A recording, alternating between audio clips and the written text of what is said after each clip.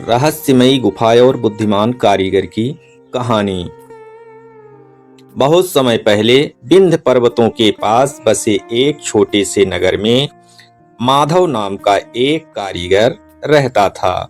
वह लकड़ी से ऐसी सुंदर वस्तुएं बनाता था कि दूर दूर के लोग उसकी कला की प्रशंसा करते थे।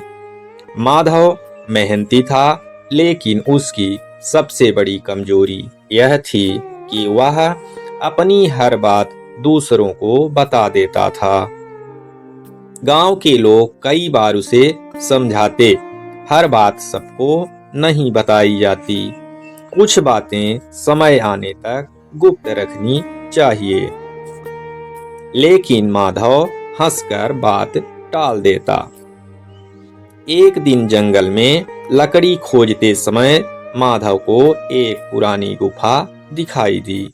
उत्सुकता में वह अंदर गया। वहां उसे पत्थरों के पीछे एक छोटा सा संदूक मिला। संदूक खोलते ही उसकी आंखें चमक उठी। उसमें पुराने समय के दुर्लभ सोने के सिक्के और कीमती रत्न रखे थे। माधव बहुत खुश हुआ। उसने सोचा, अब मेरा जीवन बदल जाएगा। लेकिन घर लौटते समय उसका मन खुशी से इतना भर गया कि वह अपना रहस्य छिपा न सका। रास्ते में उसे उसका पड़ोसी रघु मिला। रघु बहुत चालाक और लालची आदमी था।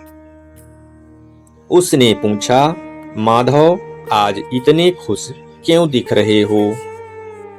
माधव पहले तो चुप रहा, लेकिन फिर धीरे धीरे उसने पूरी बात बता दी। गुफा, संदूक और खजाने का रहस्य।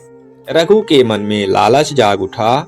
उसने मन ही मन योजना बनाई कि रात होते ही वह गुफा में जाकर सारा खजाना खुद ले आएगा। उस रात माधव को अचानक अपने दादा की कही बात याद आई।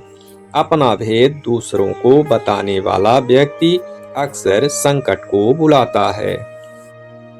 अब उसे अपनी गलती का एहसास हुआ।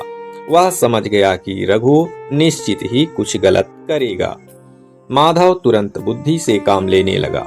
अगली सुबह वह चुपके से गुफा पहुंचा और असली खजाने को निकालकर सुरक्षित स्थान पर छिपा दिया। फिर उसने संदूक में साधारण पत्थर और सूखी लकड़ियां भर दी। रात होते ही रघु चोरी छिपे गुफा में पहुंचा। उसने संदूक उठाया और खुशी खुशी अपने घर ले आया। लेकिन जैसे ही उसने संदूक खोला, उसमें पत्थर और लकड़ियां देखकर उसका चेहरा उतर गया। उसी समय गांव के कुछ लोग वहां पहुंच गए।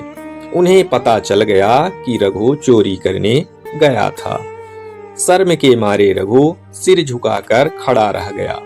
दूसरी ओर माधव ने अपनी गलती से बड़ी सीख ली।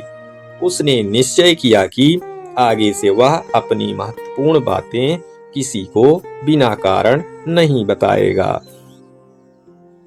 समय बीतता गया। माधव ने उस खजाने का उपयोग गांव की भलाई और अपने काम को बढ़ाने में किया।